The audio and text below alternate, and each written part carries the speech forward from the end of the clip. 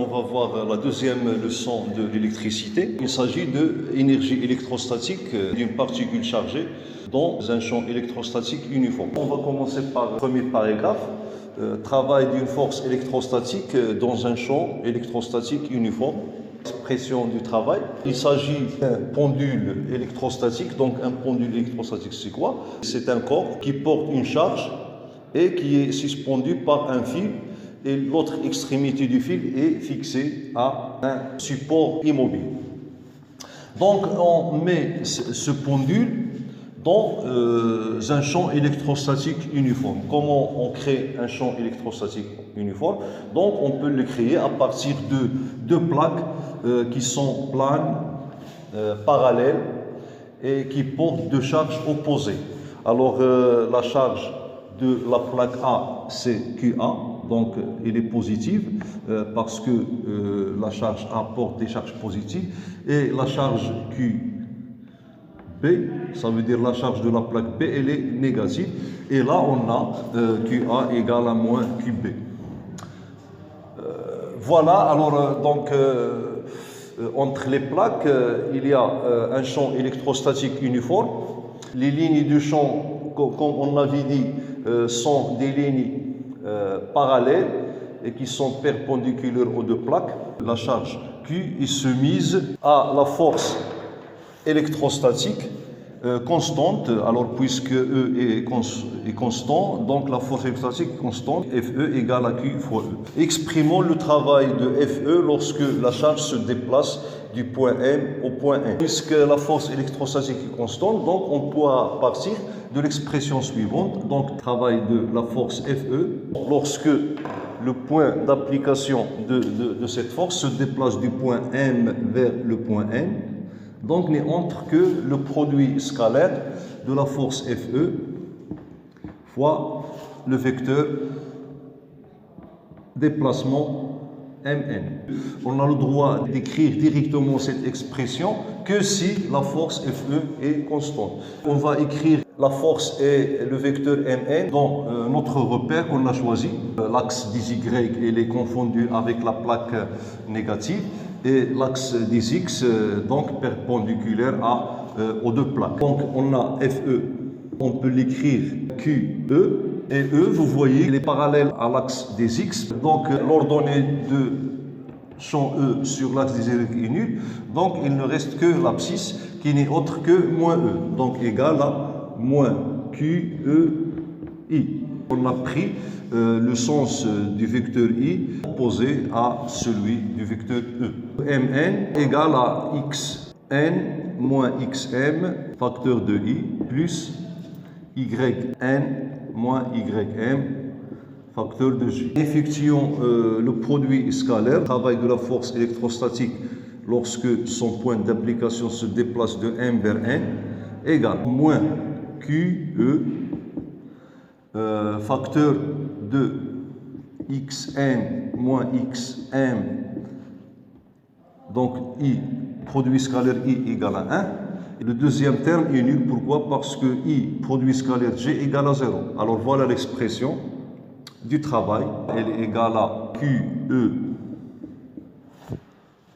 fois xm moins QE fois xn.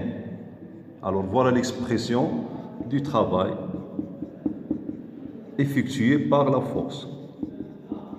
Voilà.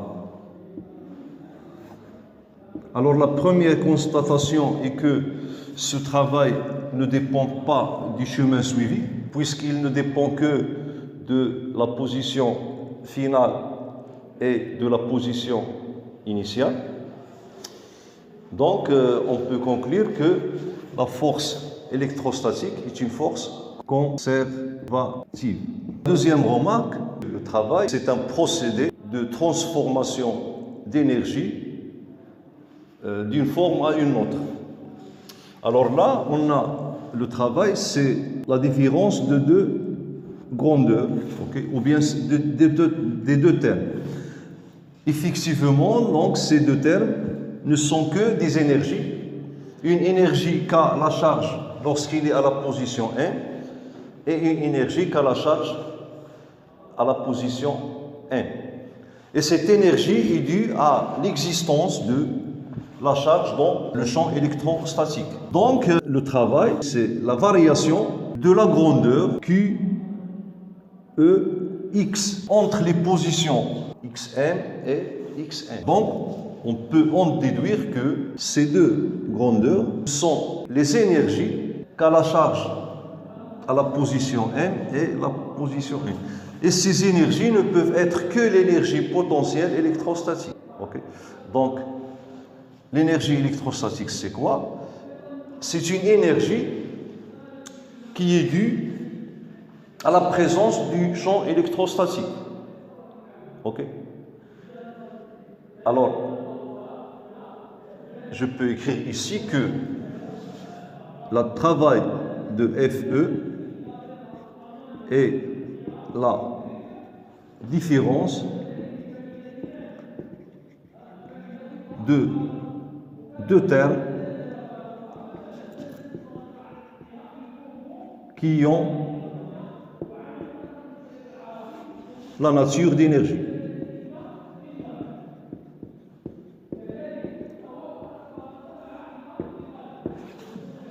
Ok, alors je peux maintenant définir l'énergie potentielle électrostatique qu'on va noter par EPE. C'est une première définition parce qu'on va voir une autre définition. Ils sont similaires. L'énergie potentielle électrostatique d'une charge électrostatique dans un champ électrostatique uniforme est EPE égale la charge Q, que ce soit positive ou négative, fois le champ électrostatique E, fois l'abscisse X. Alors là, comme on avait vu pour l'énergie potentielle de pesanteur, alors puisqu'ici on a une différence, donc on peut ici ajouter une constante à ce premier terme et ajouter la même constante à ce deuxième terme. Et lorsqu'on effectue cette soustraction, les deux constantes s'annulent. Ça veut dire qu'on peut définir l'énergie électrostatique à une constante près. Ça veut dire que je dois ici ajouter à la constante. C, tout simplement, est une constante liée au choix de l'énergie potentielle électrostatique à l'origine du repère. Si on prend l'énergie électrostatique nulle lorsque X égale à 0, donc la constante sera nulle. Alors toujours, l'énergie potentielle, elle est définie à une constante près. Je rappelle qu'on avait dit que l'énergie potentielle n'a pas une signification physique du fait de l'existence de cette constante. Mais nous, on s'intéresse à la variation de l'énergie électrostatique. Et vous voyez ici que la variation de l'énergie électrostatique n'est autre que l'opposé du travail de la force effectuée entre les positions où on a effectué cette variation. Remarque, d'après l'expression 1, le travail de la force électrostatique lorsque la charge se déplace de point M vers le point N égale à moins delta EP. Si l'énergie potentielle électrostatique n'a pas de signification physique, c'est une grandeur indéfinie du fait de l'existence de la constante, alors la variation de l'énergie électrostatique est une grandeur mesurable, est une grandeur définie et égale exactement, sa variation égale à l'opposé du travail de la force électrostatique. Donc si nous, on s'intéresse à l'énergie potentielle, en fait, on nous intéresse à sa variation qui a une signification physique. Bon, maintenant, on va parler de potentiel électrostatique. Je rappelle qu'on avait parlé de l'énergie potentielle électrostatique en tronc commun et on avait dit que ce potentiel caractérise l'état électrique d'un point dans le circuit électrique. Ça veut dire que deux points qui ont le même potentiel électrostatique ont le même état électrique. Ça veut dire qu'ils sont semblables de point de vue électrique. Okay. Alors, cette année, on va donner l'expression du potentiel électrostatique. Pour qu'on puisse comprendre bien la notion de potentiel électrostatique, supposons qu'on a un point M qui se trouve dans un champ électrostatique uniforme, E, et à port abscisse, voilà l'axe des X, sa direction, elle est parallèle à la direction de E. Donc, supposons ici l'origine O, le vecteur unitaire I et l'abscisse du point M et X. Supposons que en M se trouve une charge Q. Donc, l'énergie potentielle de la charge Q égale à Q, E, X. Donc, on peut prendre la constante égale à 0, puisque on a EP, E en X égale à 0, égale à 0. Vous voyez que, en l'absence de la charge Q, ce terme, ou bien cette grandeur, est une propriété de la position où se trouve M. Donc, c'est une propriété électrostatique, appelée potentiel électrostatique. Donc, la définition du potentiel électrostatique, un point M se trouve dans un champ électrostatique uniforme, son potentiel électrostatique, on le note par V égale à EX, avec X, abscisse de M. Ce potentiel électrostatique, en fait, il est défini à une constante près. Alors, je peux ici ajouter une constante C. Et cette constante dépend du potentiel choisi à l'origine des abscisses. L'unité du potentiel électrostatique est le volt, V majuscule. Le potentiel électrostatique, en fait, c'est une grandeur indéfinie puisqu'il est défini à une constante près. C'est sa variation qui a une signification physique et on va voir tout de suite la différence de potentiel électrostatique qu'on note dP. Je peux revenir au travail de la force électrostatique. Donc, on a trouvé que le travail de la force électrostatique est égal à Q fois E x M moins Q fois E x N.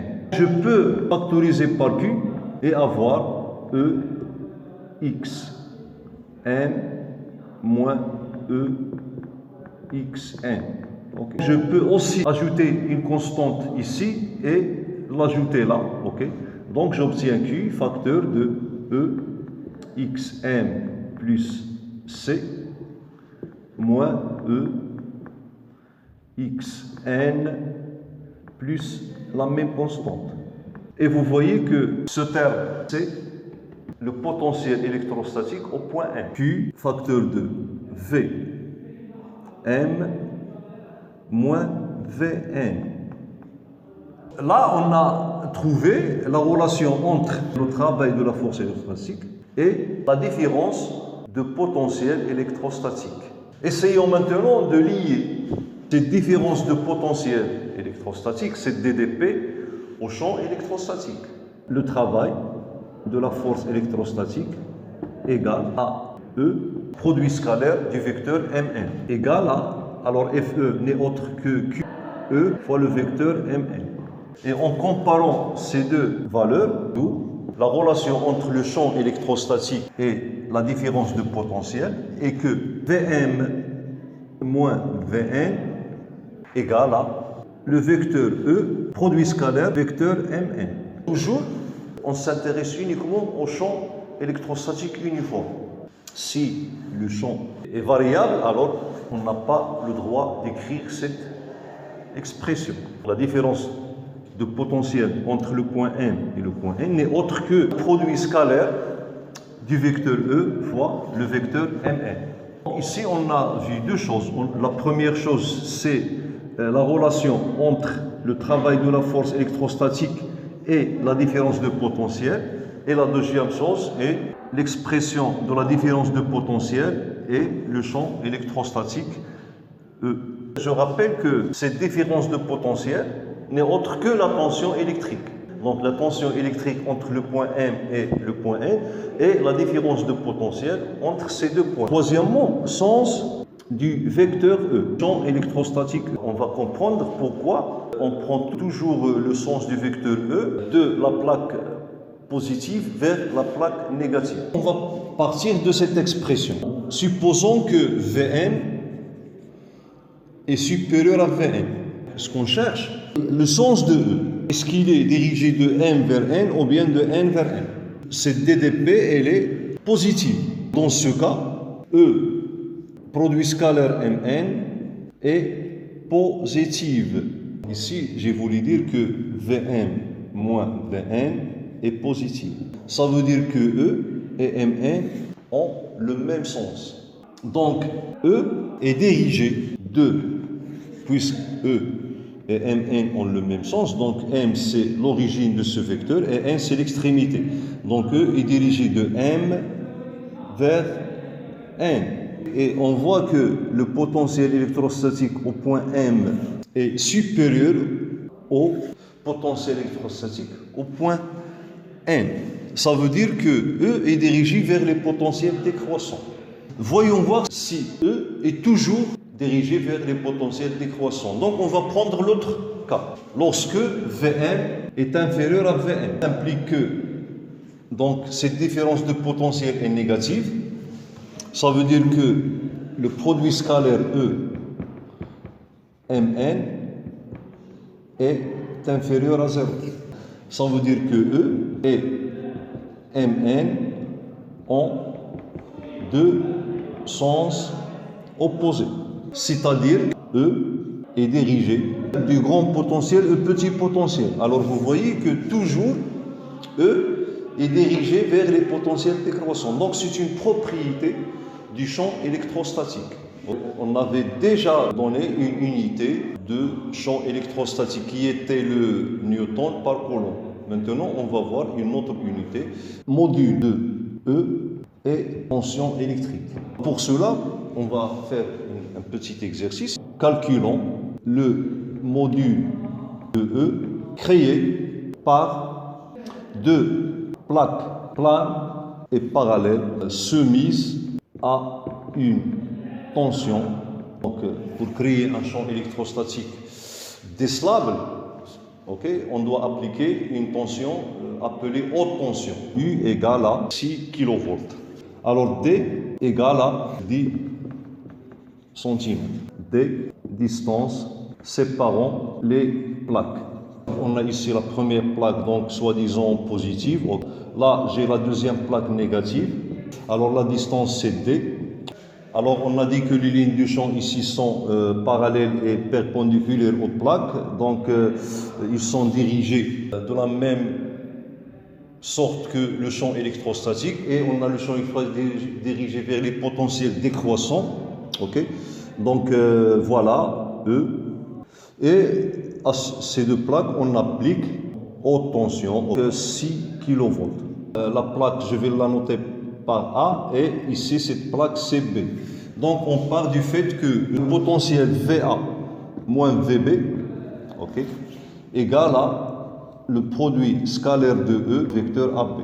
Alors VA moins VB c'est la tension U égale E fois AB, donc c'est E fois la distance D. Vecteur AB le voilà, donc même direction, même sens que E égale à E AB cosinus 0. Donc E, voilà E. AB, c'est la distance D, 0.